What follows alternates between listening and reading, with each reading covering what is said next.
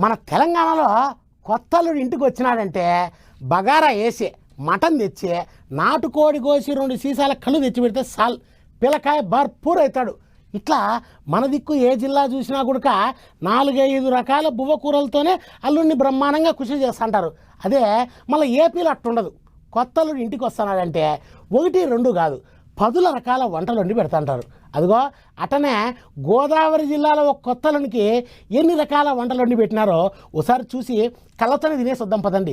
లడ్డూలు, కాజాలు, మిక్చర్, బెల్లం కొబ్బరి ముద్దలు, బాదుషాలు, రవ్వ కేసరి, మైసూర్ పాకు, గులాబీ జాము, జంతికలు, గారెలు, అప్పడాలు, వడియాలు, అరిసెలు, మురుకులు, కారప్పలు, సున్నుండలు, బొబ్బట్లు, సమోసాలు, పండ్లు, పాలాలు. అబ్బో గిట్ల లిస్టు చదివితే వార్త చెప్పలేం గాని ఇక సీదా ముచ్చట్లకు పోదాం పారి. కాకినాడ జిల్లా కిర్లంపూడి మండలం తామరాడ అనేటి ఊళ్ళో ఉండే రత్నకుమారికి అదే కాకినాడ పట్టణంలో ఉండేటి రవితేజకు పోయినేడు పెళ్ళయిందట.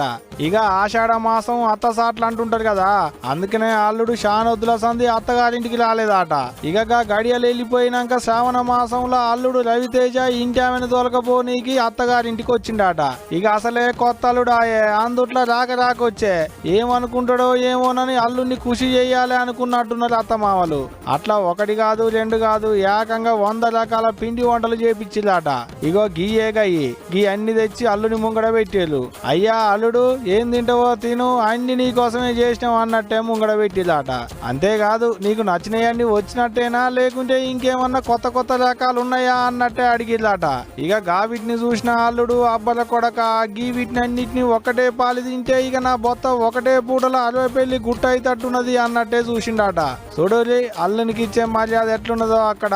అదే మన దిక్కు అయితే కొత్త అల్లునికి ఏదన్నా 2-3 రకాల పిండి వంటలు చేద్దానికే అత్తమామలు కింద మీద అవుతుంటారు.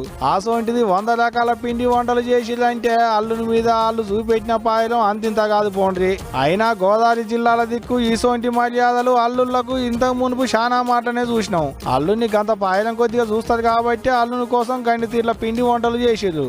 ఏదేమైనా మా గోదావరి అల్లుళ్ళకి ఇచ్చే మర్యాదలు అలాగుంటది అనుకుంటున్నాడ. ఇప్పుడు 100 రకాల పిండి వంటల ముచ్చటరికైనా అక్కడి పబ్లిక్.